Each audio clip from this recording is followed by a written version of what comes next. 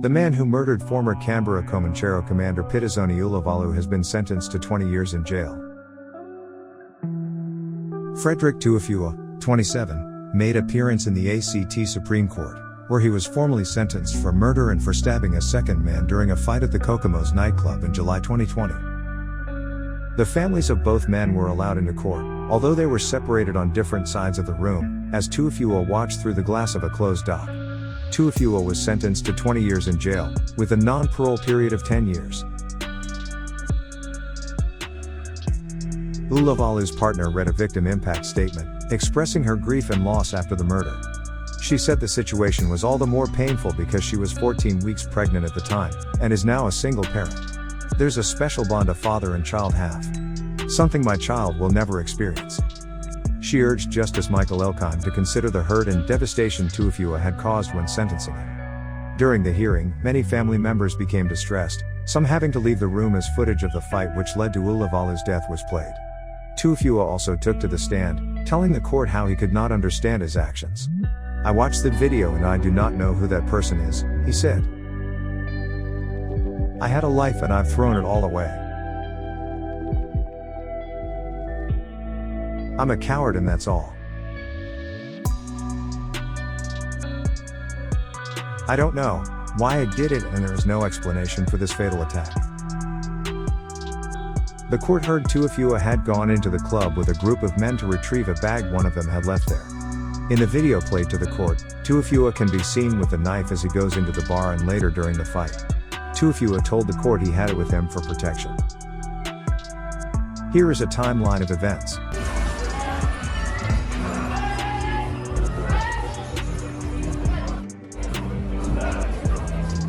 Investigation as it develops.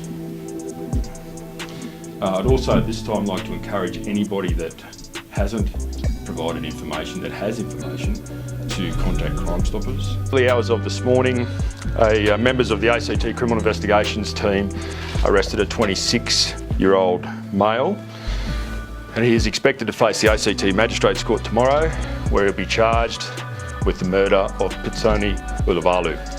This arrest was made after another man presented at the hospital with multiple gunshot wounds. The circumstances surrounding this shooting is still ongoing. This year, this investigation has been enormous. Hundreds of witnesses have been identified and spoken to. And on Thursday, in the first few hours of the search that we were conducting, a knife was recovered from a stormwater drain in Turner. This is a very positive endorsement that after the 3 arrests were made last week, we've discovered the weapon we believe was used to commit the murder. In sentencing, Justice Elkheim noted that the CCTV footage of the attack did not support Tuafua's version of events.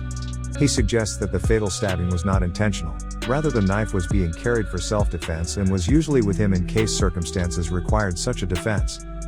The knife was being held for some time before the stabbing. It was held by him before he went into the club and before there was a disturbance in the club. The suggestion that he was reacting to a chair being thrown at him is also defeated by the CCTV footage. I have little doubt that the offender was an aggressor that night, and not a person acting to minimize harm to himself.